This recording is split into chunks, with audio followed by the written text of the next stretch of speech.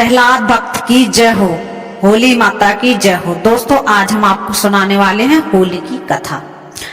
Hindu calendar के अनुसार वर्ष के अंतिम माह फागुन माह पूर्णिमा को होलिका दहन होता है। होली की पौराणिक कथा 4 घटनाओं से जुड़ी है।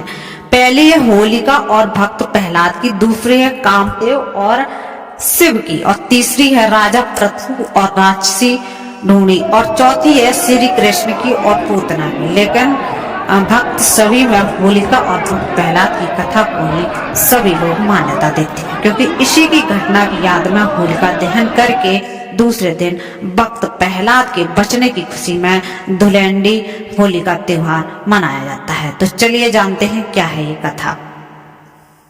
ऋषि कश्यप और दिति के 2 बलशाली पुत्र हिरण्याक्ष और हिरण्यकश्यप थे, और 2 पुत्रियां सिंगिका और होलिका थी।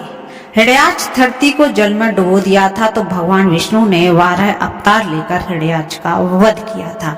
सिंगिका को हनुमान जी ने लंका जानते वक्त रास्ते में मार दिया था। अब बचे हिरण्यकश्यप और होलिका।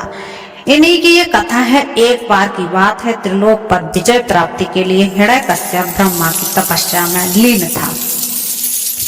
असुर राज हिरण्यकश्यप की तपस्या से प्रसन्न होकर ब्रह्मा जी ने उसे वर मांगने को कहा, तो उसने कहा कि अमरता का वरदान चाहिए। ब्रह्मा जी ने कहा कि यह संभव नहीं, कुछ और मांगो। तो उसने कहा कि आपके बनाए किसी प्राणी, मनुष्य, पशु, देवता, दैत्य, नाग आदि किसी से मेरी मृत्यु ना हो। मैं समस्त प्राणियों पर राज करूं। मुझे कोई ना दिन में मार सके, ना मुझे कोई रात में मार सके, ना मैं घर के अंदर मारा जाऊं और ना ही मैं घर के बाहर मारूं। यह भी कि कोई ना किसी अस्त्र के प्रहार से मारे और ना ही कोई किसी शस्त्र के प्रहार से मार सके। ना मुझे कोई भूमि पर मारे और ना ही मुझे कोई आकाश में मार सके। ना ही मुझे कोई पाताल में मारे और ना ही मुझे कोई स्वर्ग में मारे। तो ब्रह्मा जी ने तथास्तु कहकर उसे वरदान प्रदान करके अंतर्ध्यान हो गए। हिरण्यकश्यप जब तपस्या में लीन था, तब उसी दौरान देवों ने असुरों पर आक्रमण कर उन्हें परास्त कर दिया था। देवराज इंद्र और हिरण्यकश्यप की गर्भिणी पत्नी कयाधु को बंदी बनाकर ले गए थे, परंतु बीच रास्ते में ही उनकी मुलाकात देव ऋषि नारद से हुई। नारद जी ने इंद्र को उपदेश दिया कि आप ये पाप कर रहे हैं। उपदेश सुनकर इंद्र हिरण्यकश्यप की पत्नी कयाधु को महर्षि के आश्रम में छोड़कर स्वयं देवलोक चले गए। गर्भवती कयाधु को नारद से विष्णु भक्ति और भागवत तत्व से अवगत कराया। यह ज्ञान गर्भ में पल रहे पुत्र प्रहलाद ने भी प्राप्त किया। इधर हिरण्यकश्यप जब लौटा तो इस वरदान ने उसके पुत्र अजर अमर होने का भाव कर दिया। उसके चलते उसने धरती पर अत्याचार शुरू कर दिया। उसने देवों को अपना दास बनाया, ऋषि मुनियों व भगवत भक्तों को तंग करने लगा, यज्ञों को नष्ट और भ्रष्ट करने लगा। उसने आदेश दिया कि उसके राज्य में किसी भी देवता की पूजा नहीं होगी। उसने कहा कि हिरण्य नामा के अतिरिक्त अन्य किसी मंत्र का उच्चारण नहीं किया जाएगा। पूरे राज्य में स्वयं उसी की पूजा की जाए। वह अपने आप को भगवान समझ वह बोलता अन्य किसी की पूजा नहीं होगी। ऐसा नहीं करेगा उसे मार दिया जाएगा। उचित समय पर बाद में प्रहलाद का जन्म हुआ, तो राज्य में खुशियां मनाई गई। हिरण्यकश्यप के 4 पुत्र थे, अनुहल्लाद, हल्लाद, भक्त प्रहलाद और संगलाद। प्रहलाद का उपनयन संस्कार करके उसे गुरुकुल भेज दिया गया।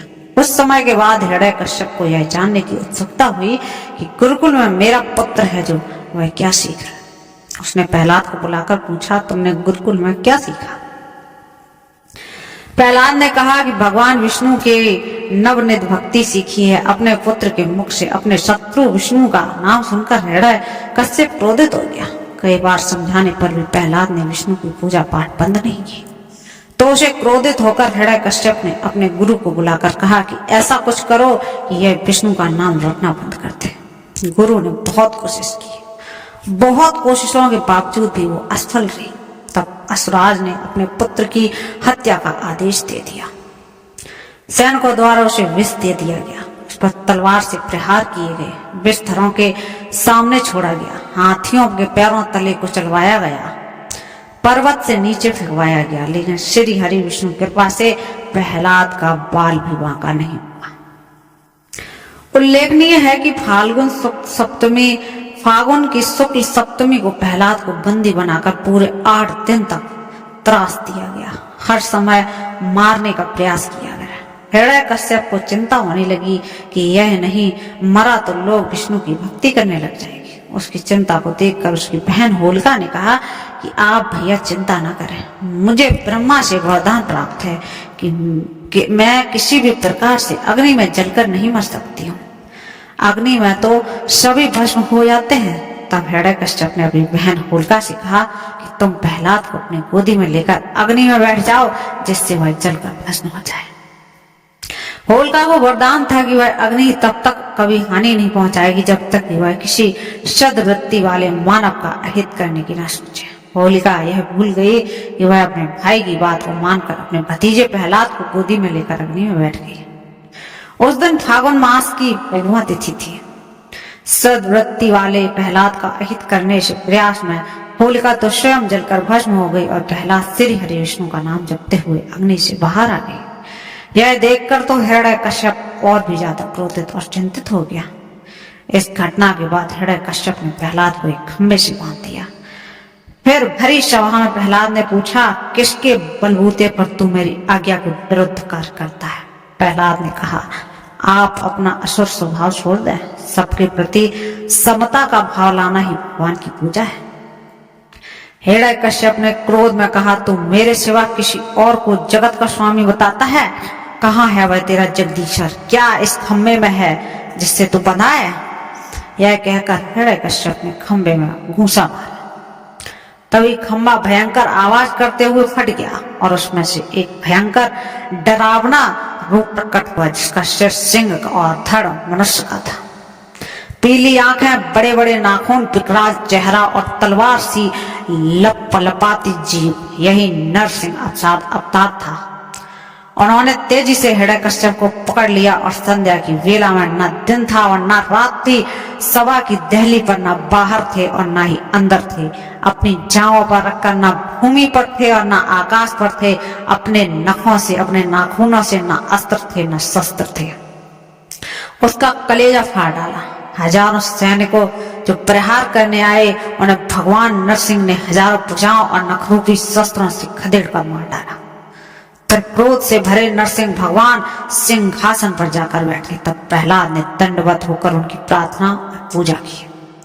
प्रहलाद का राज तिलक करने के बाद नरसिंह भगवान चले गए। दोस्तों, ये कहानी हमारे श्रीमद् भागवत पुराण से ली गई है। आपको अगर कहानी अच्छी लगी और हमारे यहाँ तब से ही होली का त्योहार मनाया जाने लगा,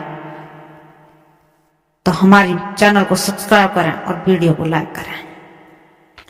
दोस्तों, इसकी एक और कई कहानियां हैं जो हम आपको अब सुनाने वाले हैं। ये तो होलिका दहन और भक्त प्रहलाद की कहानी है। एक कहानी है कामदेव को किया था भस्म। होली की एक कहानी कामदेव की भी है। पार्वती शिव से विवाह करना चाहती थी, लेकिन तपस्या में लीन शिव का ध्यान उनकी तरफ जाता ही नहीं था। ऐसे में प्यार के देवता कामदेव आगे आए और उन्होंने शिव पर पुष्प बाण चला दिया। तपस्या भंग होने से शिव को इतना गुस्सा आया कि उन्होंने अपनी तीसरी आंख खोल दी और उनके क्रोध की अग्नि में कामदेव भस्म हो गए। कामदेव के भस्म हो जाने पर उनकी पत्नी रति रोने लगी। शिव के कामदेव को जीवित करने की गुहार लगाने लगी। अगले दिन तक शिव का क्रोध शांत हो चुका था। उन्होंने कामदेव को पुनर्जीवित किया। कामदेव के भस्म होने के दिन होलिका जलाई जाती है और उनके जीवित होने की खुशी में रंगों का त्योहार मनाया जाता है। ऐसी भी कहानी एक होली की है। दूसरी कहानी है महाभारत की कहानी। महाभारत की एक कहानी के मुताबिक युधिष्ठिर को श्री कृष्ण ने बताया, एक बार श्री राम के एक पूर्वज रघु के शासन में एक असुर महिला थी। उसे कोई भी नहीं मार सकता था क्योंकि वह एक वरदान द्वारा संरक्षित थी। उसे गली में खेल रहे बच्चों के अलावा किसी से डर नहीं था। एक दिन गुरु वशिष्ठ ने बताया कि उसे मारा जा सकता है यदि बच्चे अपने हाथों में लकड़ी के छोटे छोटे टुकड़े लेकर शहर के बाहरी इलाके के पास चले जाएं और सूखी घास के साथ उनका ढेर जला दें, तो फिर उसके चारों ओर परिक्रमा दें, नृत्य करें, ताली बजाएं, गाना गाएं और नगाड़े बजाएं। फिर ऐसा ही किया गया। इस दिन को एक उत्सव के रूप में मनाया गया जो बुराई पर एक मासूम दिल की जीत का प्रतीक है। एक कहानी है दोस्तों, श्री कृष्ण और पूतना की कहानी। होली का श्री कृष्ण से भी गहरा रिश्ता है, जहां इस त्योहार को राधा कृष्ण के प्रेम का प्रतीक माना जाता है। वहीं पौराणिक कथा के अनुसार जब कंस को श्री कृष्ण के गोकुल में होने का पता चला था तो उसने पूतना नामक राक्षसी को गोकुल में जन्म लेने वाले हर बच्चे को मारने के लिए भेजा। पूतना स्तनपान के बहाने शिशुओं को विषपान कराया करती थी, लेकिन कृष्ण उनकी सच्चाई समझ गए थे। उन्होंने दुग्धपान करते समय ही पूतना का वध कर दिया। कहा जाता है तभी से होली पर्व मनाने की मान्यता शुरू है। होलिका दहन का इतिहास दोस्तों बहुत पुराना है। विंध्य पर्वतों के निकट स्थित रामगढ़ में मिले एक ईसा से 300 वर्ष पुराने अभिलेख में भी उनका उल्लेख मिलता है। कुछ लोग मानते हैं कि इस दिन भगवान श्री कृष्ण ने पूतना नामक राक्षसी का वध किया था। इसी खुशी में गोपियों ने उनके साथ होली खेली थी। तो कुछ लोग महाभारत की बातें मानते हैं और कुछ लोग हिरण्यकश्यप और होलिका वाली कहानी मानते हैं। दोस्तों आप कौन सी कहानी मानते हैं? कमेंट बॉक्स में लिखिए। दोस्तों आपको अगली वीडियो किस टॉपिक पर देखनी है या लिखनी है तो आप हमारे कमेंट बॉक्स में अवश्य लिखें। पहला